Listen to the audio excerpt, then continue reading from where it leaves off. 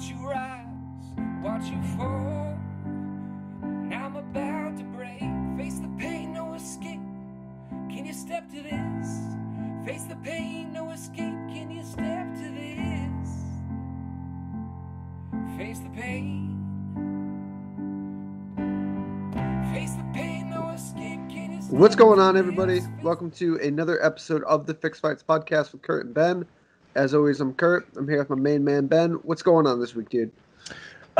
Surviving the weather mostly. Like, I don't know. I know we talk about the weather on this podcast from time to time, but like, you're used to it, but we're having like rolling blackouts here. Like, it's like under 10 degrees, under zero, and they're cutting off our power for like hours at a time here. So hopefully it doesn't happen while we're recording, but mostly it's just trying to stay freaking warm here.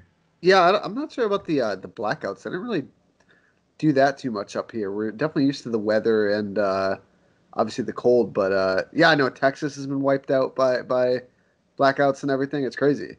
I think it's because, like, I mean, we get cold weather like that here in Kansas City, but it's usually just for like 2 days, like all winter, 2 days of like really crazy cold. And now it's been like over a week. So I think people are just going hammer time with like the heat. And like they say, like, turn your thermostat down and like don't use any space heaters. Like, fuck that noise. My apartment is like 60 degrees right now. I'm blasting a space heater. They're going to turn off my power anyway. Might as well just max it out to try to stay warm. Damn, man. Yeah, the power is no bueno. I remember a couple years, maybe not a couple years ago, probably like 5-6 years ago, we had the snowstorm called Nemo, and it literally like was like 5 days straight of snow. We lost power just because of like weight on like the power lines. Dude, I believe we lost power for like 14 days. That shit was insane. That was bad, especially with the cold. So I wish everybody good luck. But I mean, it's not that bad. It's just snow and cold, right? Like, yeah, I guess when you're from Texas and places that are warm, Dude, normally. I lived in Texas for a couple years, like South Texas, so it's like always really hot.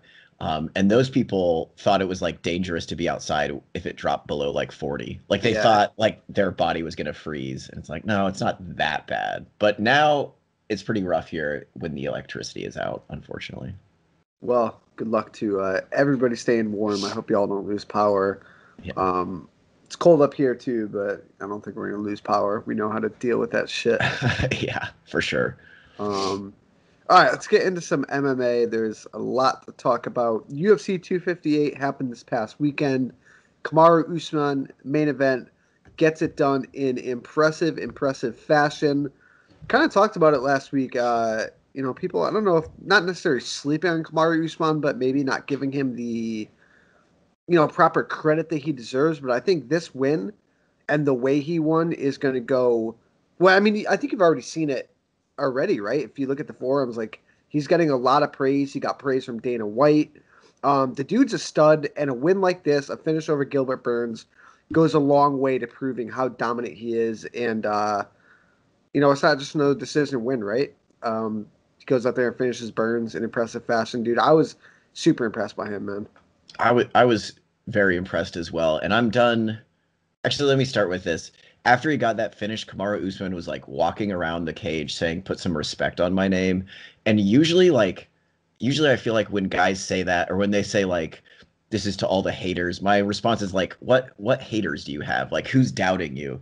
But to be fair to Kamaru Usman, I thought Tyron Woodley was going to beat him. I thought maybe Colby Covington was going to beat him. Like, I should stop kind of questioning his ability, and he like really put a stamp on this fight here.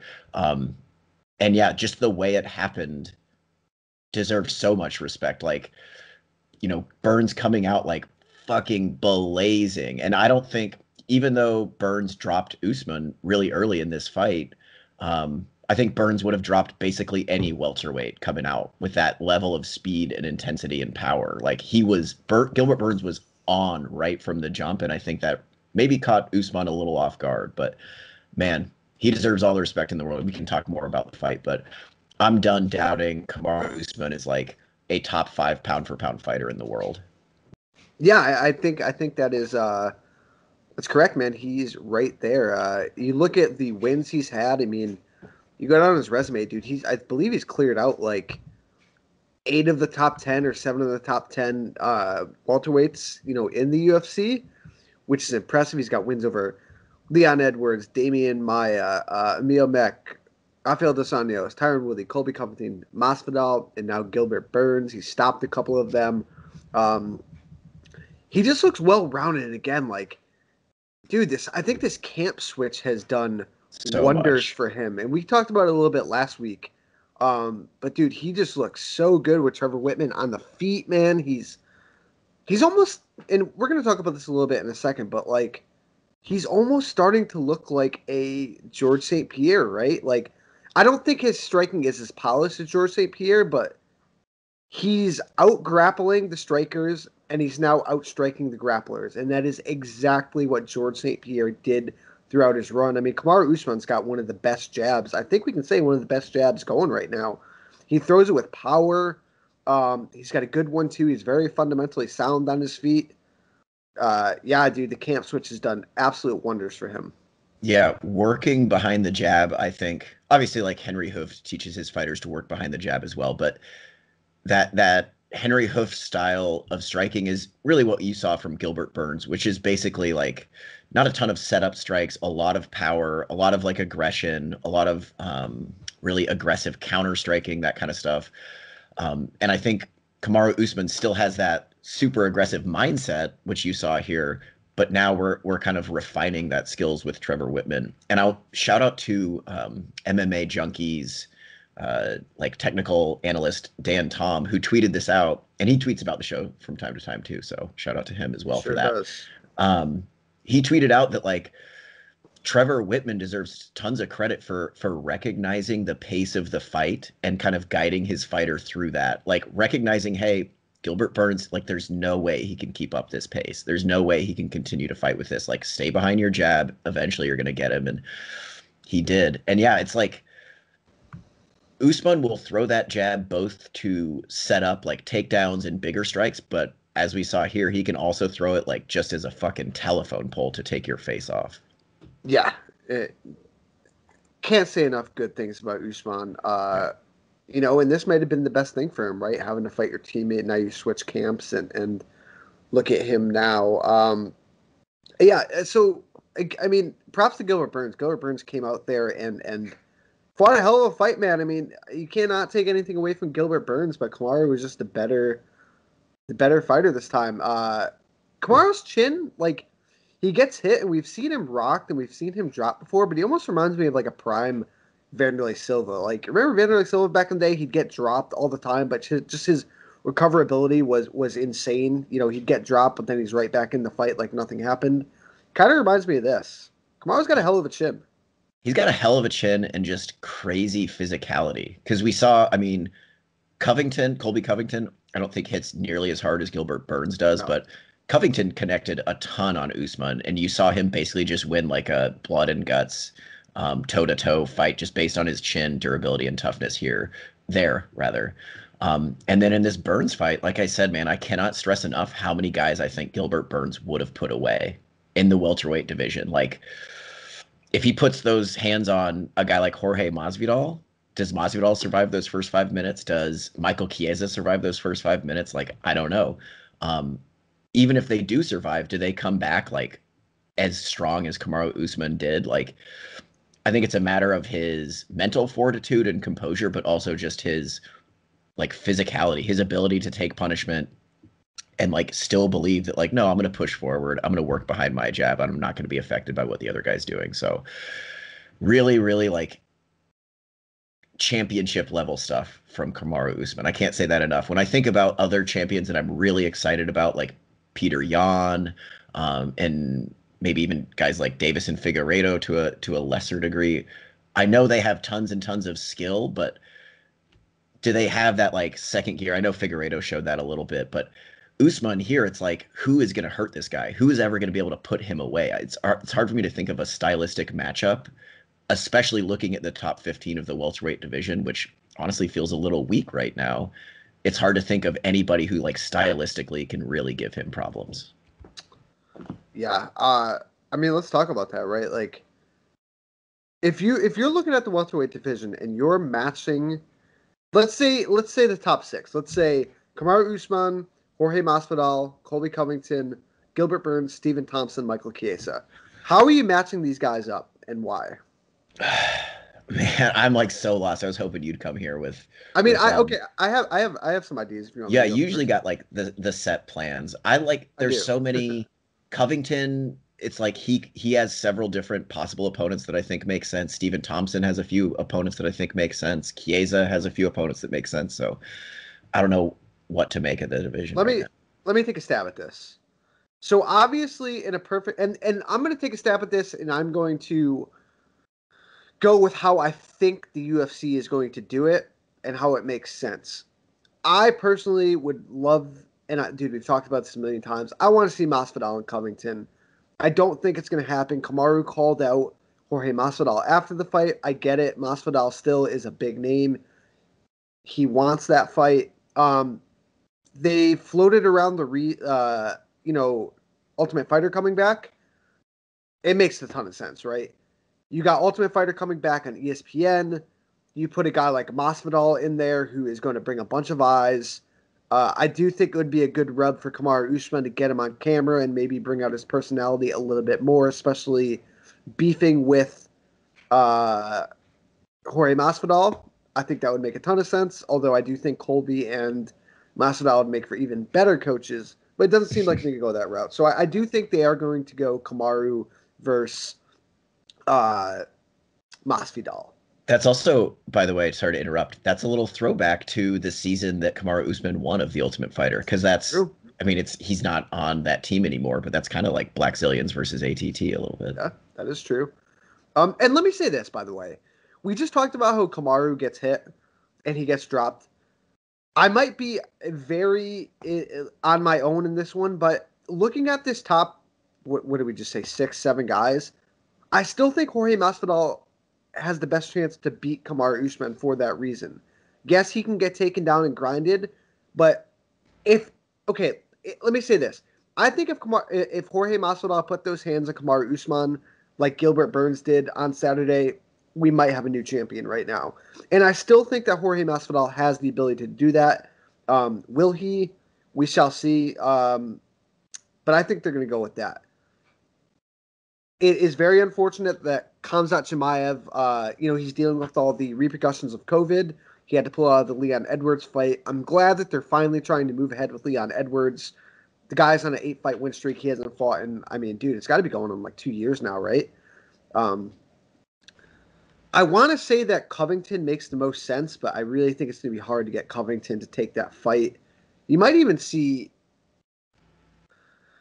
Dude, you might even see Edwards kind of get pushed back a little bit more and fight like a Wonder Boy. I know Wonder Boy's out right now for a bit. I could see Edwards either fighting Covington or Wonder Boy next, and I could also see um, Chiesa and Wonder Boy making a ton of sense. And then Gilbert Burns. I mean, dude, even Gilbert Burns versus Colby Covington would be a lot of fun, but Burns Mhm. gonna have to be off for a while. I don't know. It's a lot of jumble. I think the most obvious one is going to be Usman versus Masvidal, and then how it shakes out from there, we shall see. Yeah. The thing is with that Masvidal fight, I agree with you that it's the most obvious just because the champion called for it, basically, and obviously if they do a season of tough with them, then like they're gonna develop a beef. Um, I don't know, like it doesn't. Kamaru Usman was saying after in his post-fight press conference and whatnot that Jorge Masvidal has been like running his mouth and all this shit. Maybe he has, but like that has not like when you think who is Jorge Masvidal beefing with right now, you don't think Kamaru Usman. You think Colby, you think maybe Leon Edwards because they actually had a fucking fight. Like, I still you can't know, believe they never made that fight. yeah, it's I mean that's lost now, but like it's the Jorge Masvidal against Kamaru Usman matchup is obvious just because Kamaru Usman asked for it. I don't think Yeah. outside of that it doesn't feel too obvious. And yeah, like I could see Michael Chiesa fighting Colby Covington. I could see him fighting Gilbert Burns. I would actually love that fight. That would be that would be a I would fun hope fight. that they grapple, but all of it seems up in the air. Dude, if the UFC were smart, they would just do a fucking tournament, but they're never going to do that. Never, That would be so cool. With never. because welterweight is like it's kind of weak. Like it as traditionally one of the UFC's stronger divisions. With Stephen Thompson, all due respect at number 5, he's a guy who's probably past his prime, 2-time title challenger. Dude, I don't know, man. He looked fucking amazing Yeah. against Jeff Neal. Like, Yeah, he's been really, fucking up really good. young studs, I guess. I don't know. It's just I honestly don't have a firm read on where they're gonna go with it because all these guys need fights. Covington, Burns, Edwards, Masvidal, Thompson, and Chiesa all need fights. And especially Covington and Edwards right now need fights the most, right? I mean, Edwards has been off for a while. Covington is trying to get himself back into that rematch with Usman. I don't know, dude. They should just pull the trigger and signed Masvidal and Covington a while. I don't know why we're still sitting here not having seen that fight, but we shall see. Let me ask you this. This is way in left field. Is there any chance that one Nathan Diaz gets in on any of this welterweight action, or do you think he stays away? Because he was just with Ariel Helwani talking about he's not fighting at 155. He wants a challenge, likes 170. Yeah, but he only wants to fight lightweights at 170, right? Like he was That's like, true. I'll fight Dustin Poirier Yeah. and Charles Oliveira, Yeah, but at true, 170, true. it's like, Yeah. all right, dude, that's fine. Like ask for, I don't know. That doesn't make any sense. I think he's always in play because he's such a draw. But I would be shocked if any of those guys are interested. I could see Jorge Masvidal wanting a rematch with Nate Diaz for God knows whatever reason. But those other guys, maybe Chiesa, I could see Chiesa taking that fight because it's a big name, and I would expect Chiesa thinks he can win against Nate Diaz. But those other guys, like, I don't see Leon Edwards accepting a Nate Diaz fight. I don't see Stephen Thompson accepting a Nate Diaz fight. Definitely see Edwards. I guess here, Leon absolutely. Edwards, he fucking accepted Hamzat Chimaev, so for sure he'd accept Nate Diaz. I don't know, man. It's just all so much up in the air. They have all this potential. Even if they don't do a tournament, they could do a pay-per-view with like 3 welterweight fights on it and kind of get attention going that way. But I don't know. I hope Kamaru Usman his stock continues to rise and he gets to be a bigger star because I think he deserves to be a bigger star. He does, absolutely. So Leon Edwards is supposed to headline this event on March 13th. You think he still stays on that card? I don't know. It's less than a month away. I mean, why not? Like, all those guys we just named need fights. Like, you're telling me he can't get Colby Covington on less than a month, or Dude, I don't know if Chiesa on less than a month? I think Chiesa would take that fight. I think he wants that because he wants it and he sees it as a big opportunity. I don't think Colby takes that fight. I think Colby's going to kind of sit back and talk his shit. I can see Chiesa sliding in there. I think, and Edwards deserves that, and Chiesa deserves it, man. I hope that's the fight that we get. Yeah, I'm about that. I still, stylistically, the fight that would get me up the most of those contenders is Gilbert Burns against Michael Chiesa, just because I think they would grapple. I know Michael Chiesa would try to take him down, and I'd be really curious to see how that plays out. It would be a fun one. Hey, really quick, I do think as much praise as Kamaru deserves, we got to pump the brakes a little bit on Kamaru equaling GSP. GSP had, 11 title fight victories over, almost, 2 decades. Kamaru's doing great things. His resume is excellent right now, but he's a long, long ways away from GSP right now. Dude, we were saying this when Tyron Woodley was champion, who I love, by the way. But remember when Woodley was champion, we were like, oh, is he like the best welterweight ever? It's like, relax. Like, he's a very good champion. But GSP beat 3 generations of champions, of contenders and champions, whereas Usman is really just kind of clearing out his current division. So talk to me in like 2 or 3 years when Usman is still champ. 2-3 more title defenses, then maybe we'll see. Yeah. One more thing. I've seen a lot of chatter too saying that the perfect next opponent for Kamaru Usman is Khabib. I'm honestly, I'm really not with that, and I don't think Khabib is with that. He said like a million times like he doesn't want to fight. He doesn't even want to fight GSP at 170. He doesn't want to fight GSP at 165. He only wants to fight at 155. And I get it. Like, yeah, you go up to 170 and you beat this beast, Kamaru Usman, get to 30-0. That would make you, probably the GOAT, right? But Khabib is so set in his ways and what he wants to do. He's not going to veer off that path. I really don't see any sort of situation where Khabib fights Kamaru Usman. And honestly, like, I don't know, call me crazy, but it doesn't really get me up that much. Like it gets me up out of curiosity, but there's other fights for Khabib that would excite me more. And yeah, like other than Dana White telling us that Khabib told him he would consider coming back if something spectacular happened, we haven't heard anything from Khabib to even come close to indicating he wants to come back. Right. Until we hear it from Khabib saying, like, I want to come back or I want to do this or that, like, Dana's full of shit. Every other week, it's like, he has this meeting with Khabib. Khabib says he's retired. Khabib literally said, like, put the belt on Dustin Poirier. Like, he deserves to be the champion. I don't want to be the champion. And Dana White's still like, yeah, we're not stripping Khabib. He's still the champ. He's coming back. It's like, it's ridiculous. He's probably not coming back. I always pull up UFC.com/rankings when we do these podcasts, and it's so silly to see Khabib sitting there as champion when it's like he fought in, what was that, October, and like retired in the cage and is still officially the champion somehow. How crazy would it be if we got to the end of 21 and Khabib was still the champion and hadn't fought? I mean, I wouldn't doubt it at this point. Just Dana White just still texting him at like 2 a.m. Eastern Standard Time, you up? Like, you want to be champ? Yeah. You thinking about me? That kind of shit. Jesus. I don't know, man. All right. Co-main event. Alexa Grasso gets a nice win over Macy Barber. Grasso looks really good at 125. The only knock on her, I think, is she still looks kind of small. Macy Barber looked a lot bigger in this fight, and it showed really in that third round. I mean, Macy Barber, to her credit, she's still super young. She put it on Alexa Grasso in that third round. Showed a lot of toughness, a lot of will.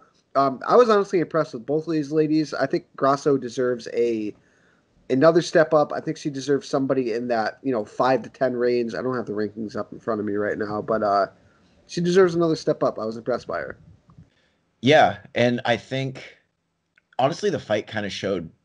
I don't want to take anything away because they both put on, I think, good fights, best of their ability, I should say, for both of them. But it showed both of their limitations. Like you said, with Grasso, her size and power is kind of an issue to where, like, she had beat the shit out of Macy Barber, but Barber was so big and durable that third round comes around and she's still she's still, like, throwing bungalows at Alexa Grasso. So Grasso has, like, all the skill in the world, but I think her like size and athleticism is an issue. And she said that her body weight is the same. She's just not cutting that extra 10 pounds. So I don't know if she's able to like fill out, add muscle. I know that's probably hard for somebody her size, but that would be ideal. And then I think the flip side for Barber, it showed her limitations as well, that like kind of tenacity and toughness can only get you so far. Like you're going to run into people like Alexa Grasso that are super skilled, and just being really, really tough and really, really aggressive is not going to help you out that much. But yeah, I'd like to see Grasso get another step up in competition. I mean, Jennifer Maia coming off, she doesn't have another fight booked yet, coming off a title challenge. If they kind of want to fast track Grasso, that would be a good fight for her. But even then, Jennifer Maia is a big flyweight. Like she's going to have issues against a lot of these women that are big, especially in a 5-rounder, because the longer the fight is, I think for Grasso, the harder it's going to be for her to compete physically with some of these flyweights. She wants like a clean fight, right? She wants it to be pretty. She wants to stay at distance. I think some of these bigger women that are going to get in her face and put her against the cage and put her on her back, although she did show some pretty damn slick grappling, I think that's going to be rough for her. Like, you want to talk about a nightmare matchup for her? Like, imagine her against like a Jessica Andrade, who's just going to walk forward, be in her face, throwing bungalows, going for slams, going for takedowns, like. And Jessica Andrade is a girl that's like right up there at the top, right? Like eventually you're gonna have to go through somebody like her if you want to get to a Valentina Shevchenko, who again is another monster in her own right. I was impressed by Grasso, man. I think she is at the right weight class, and hopefully she's poised for a good 2021. Yeah, love her boxing. I've always loved her boxing, but I think it's only getting better. And yeah, I can't stress it enough that if she's able to like just pack on 5-10 pounds of muscle, easier said than done for sure for a Right. woman who's that small. I think she's a real threat. Like if she can really kind of get some knockout power going, she can really fuck people up because her Yeah. technical boxing is so on point. Let me ask you this. Kelvin Gastelum gets a much deserved or much needed win over Ian Heinisch this weekend. Does that win tell you that Kelvin is back to being one of the best middleweights in the world, or is he past that? Man, I think it's still, I don't know if he's past that. I think he's always just been Kelvin. Like, he's going to have some hot performances and some less hot performances. I think he tends to kind of fight to the level of his competition. Um, I don't know. I mean, he was clearly the better fighter than Ian Heinisch, but he didn't, he didn't look like a champion, right? I would expect a guy like Robert Whitaker or Jared Cannonier even to kind of smoke Ian Heinisch. No disrespect to him at all. But I think Gastelum has this tendency to kind of fight down or up to his competition. You saw that against Israel Adesanya fighting up to his competition. Yes. And I think here he kind of fought down. Again, no disrespect to Heinisch, who's a stud, but I, I said it last week that I thought Gastelum was just better everywhere, wrestling included. So yeah, I don't know. I think sadly for Gastelum, he, at least at middleweight, he's probably kind of settling into that elite gatekeeper role. Yeah, I'm going back and forth. I agree with pretty much everything you said, right? He's super hot and cold. He has a ton of talent. He's still super young. He's only 29 years old. I mean, this was like a workmanlike performance, right? I thought he was going to be able to go out there and kind of blow the doors off Ian Heinisch. But in Ian Heinisch's defense, I think he showed a lot of improvements in this fight from some of his other previous fights. So, I mean, Gastelum still got a great chin, as shown in this fight. His wrestling looked very good. Um, I don't know. I don't know. I think, a fight with Cannonier would be fun. I think he deserves another step up to one of these guys. Let me see. I don't have the rankings up. Let me see. I mean, Cannonier, I know Vittori's booked. Yeah, but Vittori is booked. He got subbed by Jack Hermanson. I don't. There's plenty of options. I don't know. I'm not super hot on him. I see him kind of settling into this gatekeeper role, and I do think it's silly that they're still talking about him going back to 170. And when I say they, I just mean the UFC commentators. Was it either Rogan or Cormier was talking about? It's I think like, Cormier. dude, this guy loves food way too much to ever go back to 170. He's like just going to be a little beefy at 185, and we just need to accept it. Who's Brunson fighting next? He's got a big name opponent, right? Right? Is it Kevin Holland, right? Yes. Maybe the winner of Brunson Kevin Holland? Or does that make sense? Yeah, I think the winner, right? Because yeah, I mean, the winner of that's not going to be fighting, a title or Whitaker, the title next. Kevin Holland against Kelvin Gastelum would get my juices flowing because Gastelum would really test Holland's wrestling, I think, and overall durability. Either one of those guys actually would get me going. Yeah, we shall see. Moving down in the card, Ricky Simone gets a big win over Brian Kelleher. The main card opener, man, Julian Marquez beats Maki Pitolo and then makes calls his shot, calls out Miley Cyrus. What did you think about that? I thought it was great. I thought it was fun. And then dude, I kind of think he fumbled with like trying to like reason with her after. Yeah, one upper. It's like, dude, no. You got her to respond, and now you're like, come on, what are you doing? Yeah, just shave the MC in your chest hair. Yeah, dude. Shave Take whatever a picture. The fuck she wants in your chest. Yeah. I love it, man. I like that he got a chance to, first of all, win that fight in the way he did. It was a super fun fight. Not the most technical fight. But like it's always fun to see a guy who's just like big, not very fast, who's just gonna like move forward and throw hard. So super fun fight, and I'm glad he got to show his personality. Like, yeah, I think he fumbled the follow-up. So if people don't know, he like, asked about Miley Cyrus or talked about Miley Cyrus's post-fight interview, and then she responded, was like, "Yeah, I'll be your Valentine if you shave an MC into your chest hair." And then what was his follow-up was like, "Get like the Cuban Missile Crisis tattooed or something." Yeah, And then like get a henna tattoo of the Cuban Missile Crisis on your above your belly button. It's like, dude, like he shot his shot and made it like swish, and then didn't like, and then was like, "Oh, I'm just gonna shoot now from like outside the arena and see if it works," and it definitely didn't. I don't know if she ever responded to that request. Probably not. But I heard through the Kansas City MMA grapevine, by the way, that Julian Marquez bet a shit ton of money on himself and won. good for him. Like tens of thousands of dollars. So, and it came down. I mean, he was losing that fight until the last like few minutes. So good for him. I'm super happy for him. Yeah, I was too. We'll see what comes out of it, man. Hopefully he gets a date with Miley Cyrus, but I don't know. I don't know. Yeah. All right, dude. I've been waiting to talk about this one for a while, man. This isn't the biggest upset in the last, like, I don't know, 5 years or something, right? Like, as a fight wise, honestly, Rodolfo Vieira was probably my lock of the night, him or Usman. But more so, Rodolfo Vieira. Now, if you told me Anthony Hernandez beats Rodolfo Vieira, like, grinds out a decision or knocks him out or something, sure, whatever, I'll believe it. He submitted Rodolfo Vieira, and if you don't understand, like, so there's a difference, right? Every time there's a black belt in the octagon, Joe Rogan calls them a world-class black belt. Not every single black belt is world-class, right? I have a black belt. I'm not a world-class black belt. Rodolfo Vieira is literally one of the best black belts in the world, I would say. He is so freaking good at jiu-jitsu. And Anthony Hernandez made him tap out. Didn't put him to sleep. Didn't catch him with like some craziness. He set up a guillotine and tapped him out. Dude, this method of finish has to be one of the biggest upsets of the last 5 years. Yeah. And there was a stretch where Rodolfo was the Gordon Ryan in jiu-jitsu. Yes. He was the guy. So I pulled up his BJJ Heroes page.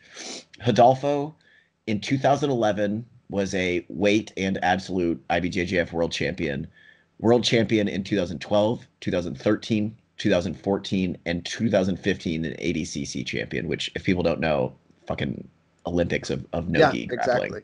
Yep. So like, not only is he like really good, but he was like the best guy for a hot minute. And I was saying, I don't know if I said it on the podcast, but I know the people I was watching these fights with, I was telling like, oh, for sure he's going to win this fight, but eventually he's going to like run into somebody who can survive his initial burst. And we're going to see that he's like, cause he's huge. And I always assume huge guys that come from a BJJ background are either like on the gear right now or like have relied on it. Like that's just a matter of fact. Like BJJ guys at that level for sure, like use any supplements they can get their hands on. And we saw it like here in like a really drastic way. As soon as Anthony Hernandez got up from that first kind of submission, like he got him down, mounted, and then when Hernandez survived just that initial spurt, it was like game over. This guy is just dead. So dead. It was shocking to see. And yeah, the fact that he got tapped is just like, I can't even think of another comparison of a guy who is like incredible at his specialty and just it would be like Ben Askren getting just ground out for 25 minutes, like taken down and just like mushed for 25 minutes. Yep. It would be like somebody out counter striking Anderson Silva in his fucking prime. Like it's just unheard of. And here we got Rodolfo Vieira getting tired and tapped. Yeah, and like you said, dude, that first round, I mean, he had Anthony Hernandez like dead to rights. I mean, he had him mounted, he had him yoked up in the mount. And again, he stayed patient, he weathered the storm, and then he put it on Rodolfo. Rodolfo was tired, he was beat up, and dude, that guillotine, the way he set it up by blocking off the arm with his knee, so that's the way I set up my arm in a guillotine, right? Because it's kind of hard to explain, but like if you have the arm on the opposite side, right, you can use the arm to post and kind of post up on your head. But when that arm is across the body, you don't have a post. It makes it harder to lift your butt up. to post up on your head to relieve the pressure. And I think at that point, Rodolfo was so tired. He was so beat up. Dude, I was blown away, man. I think it was like plus 3,000 odds or something for Hernandez to win by submission, and that might have even been not enough. Yeah. Craziness. Yeah. I feel like that, you can correct me if I'm wrong, but I feel like that variation kind of the arm-in guillotine works a little bit like like an arm triangle. Yeah. Because you're still pressing his shoulder into his neck, essentially. But dude, even there was a head kick that Hernandez landed when Rodolfo was standing back up, and he was just so tired that like everybody and their mom saw that head kick coming. It took like 3 seconds. You know what I'm talking about? Yeah. It took like 3 full seconds for Rodolfo to like get back to his feet. And Hernandez was just like posting, like waiting for a head kick, and then just blap right in the face. Like, what a crazy fight. Totally unexpected. Yeah. Fucking crazy, man. Absolutely crazy. Bilal Muhammad, man, gets another big win over Diego Lima. I think it's time to put some respect on Bilal Muhammad's name. Is he ranked yet? I think he was ranked going into this fight like 15th or something. 13. He called out Li Jing Liang after this fight. I think that's a good call out. Dude, I also, assuming, and again, we got to see the fight, see it happen, but assuming Vicente Luque gets through Tyron Woodley, dude, a Bilal Muhammad Vicente Luque fight would be an absolute banger too. Yeah, I'm all about it. Bilal Muhammad is one of those guys who like never disappoints. He's not, maybe not like an incredible athlete. He's not like just melting people, but he's always going to give like 110% and always put forth a smart fight. So I'm always down to see him fight again. And he low-key has a really fun personality. Like if people follow him on social media, he's a funny guy. He's doing things. I'm into it. Yeah, same. Rounding out, Poliana Viani gets a beautiful armbar win over Mallory Martin. Chris Gutierrez defeats Andre Ewell by decision, and Gabriel Green opens up the card, defeating Philip Rowe by decision as well. Pretty damn solid card. It was fun. Wasn't the best on paper, but had a lot of good moments. Yeah, I thought they were fun fights. That Julian Marquez fight starting off the main card, I feel like helped a lot because like and part of it too is he's from Kansas City, so like I want to support him, but I was buzzing for quite a while after that fight. It was so fucking wild. Yeah, it was a pretty damn good card. Yep.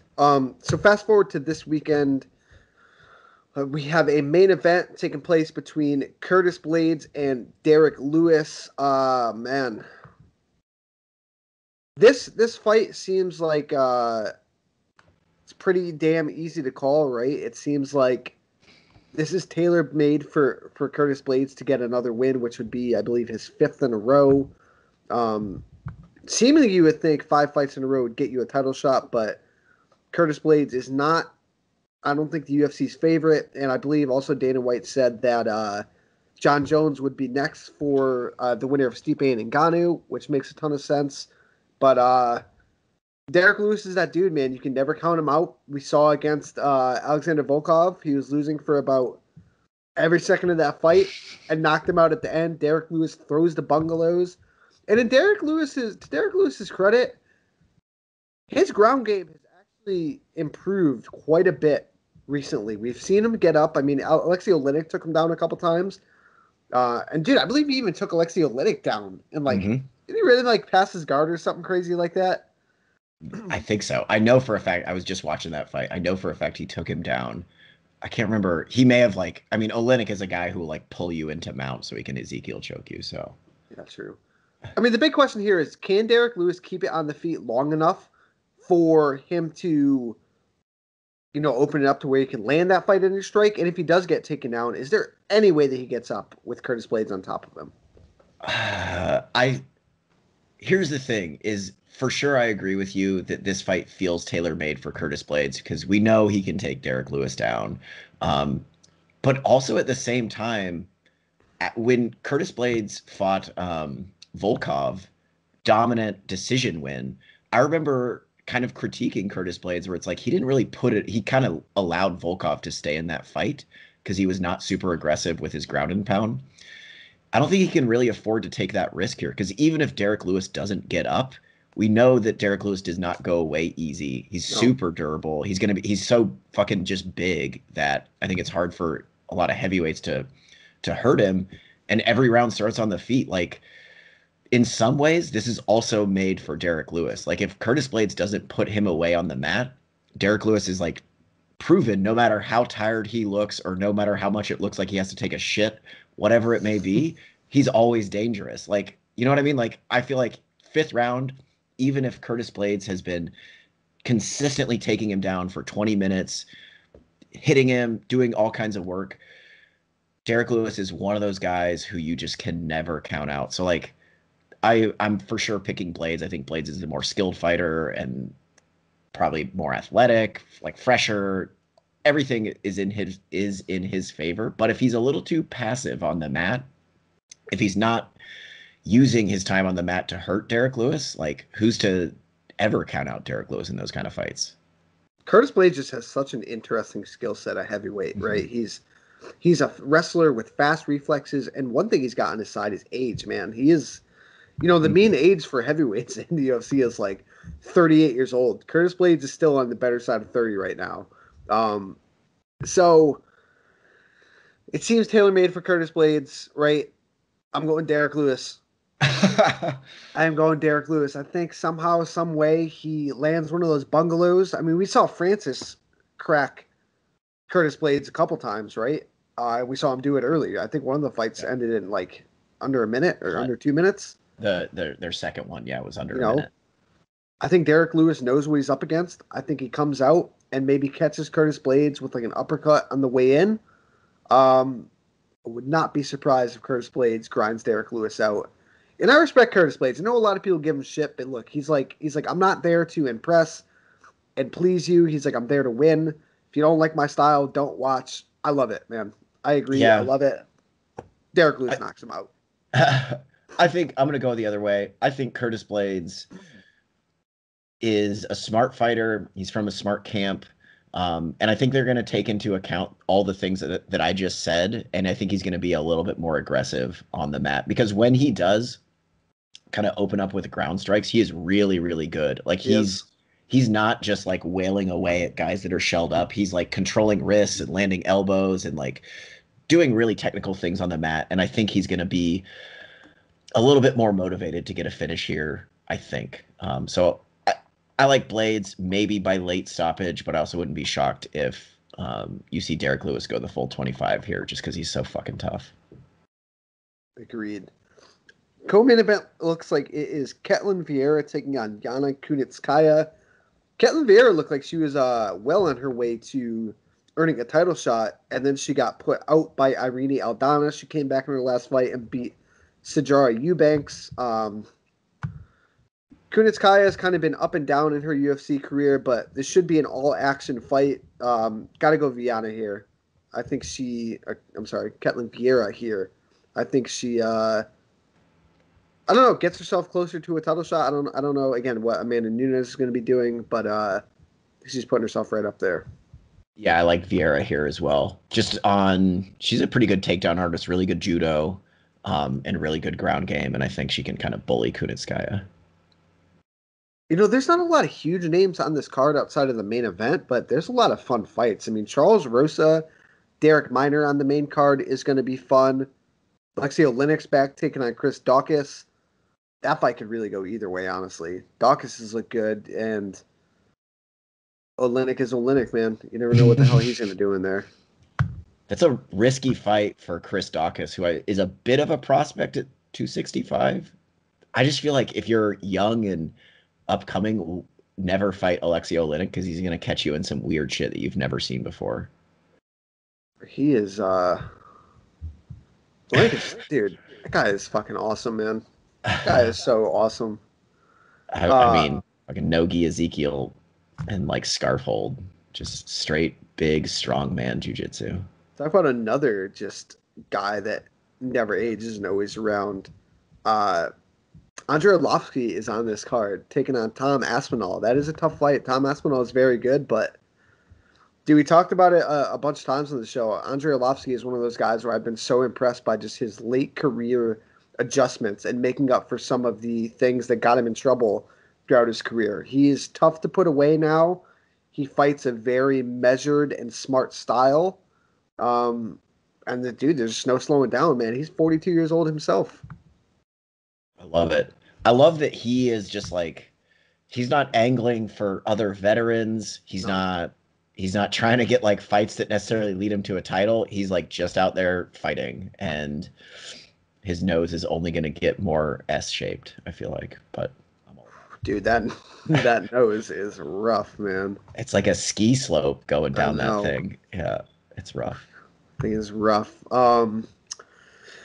Jared Gordon's on this card. Drakkar Klose, Louis Pena should be a fun one. Eddie Wineland. Nate Lanswire is fun. He's got a fun personality. He's taking on Julian Erosa. That should be a good one. Chaz Skelly, Jamal Emmers should be good. That's a scrap.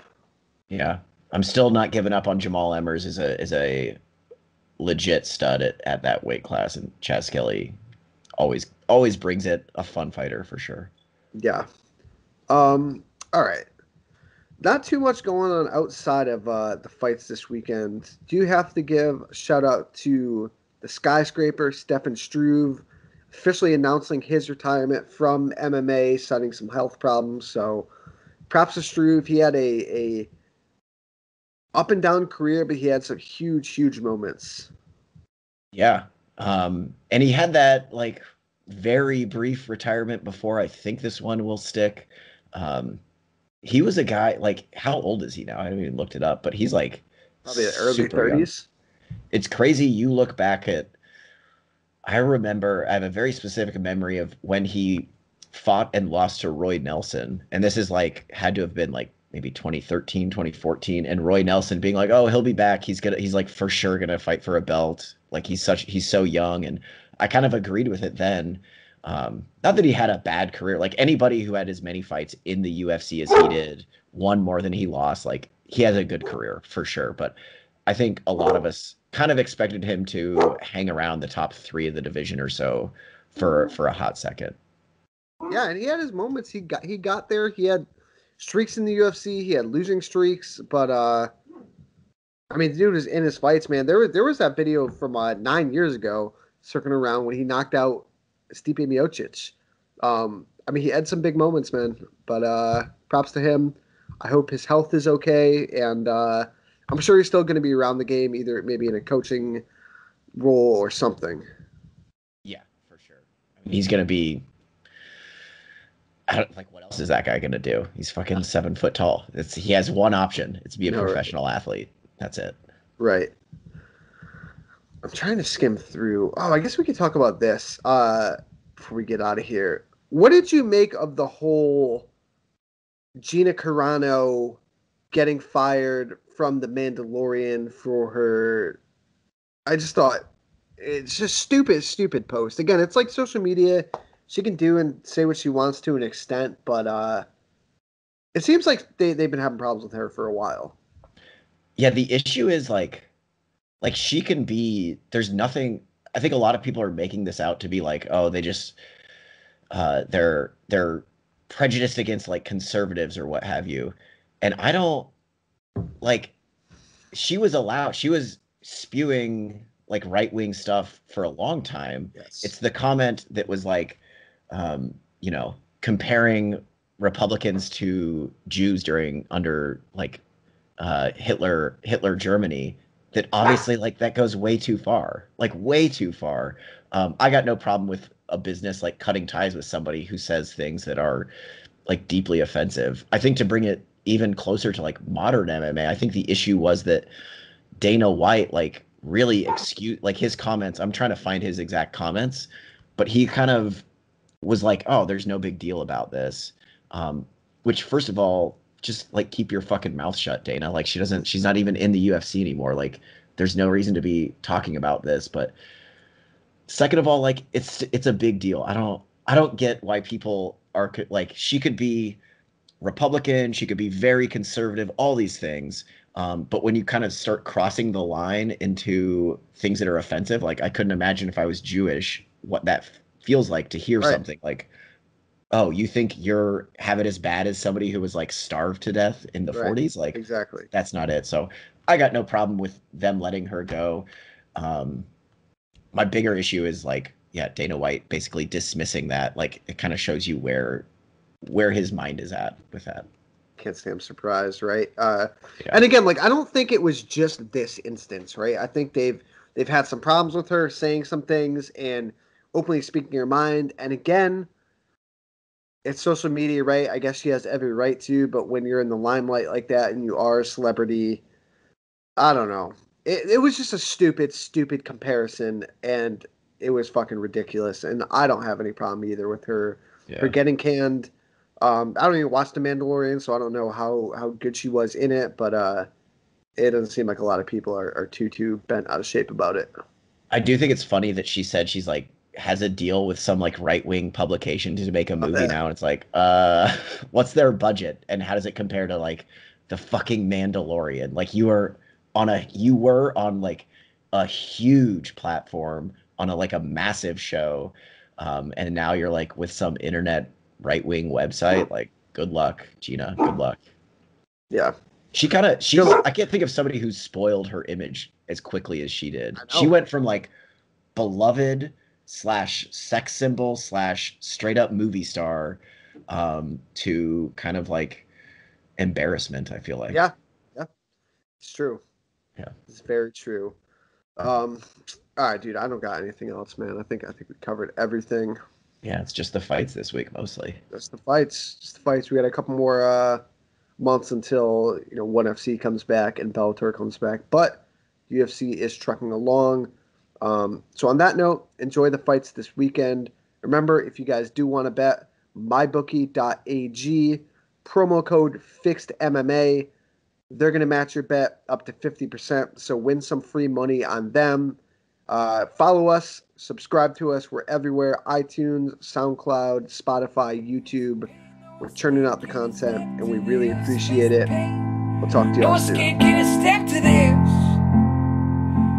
Face the pain.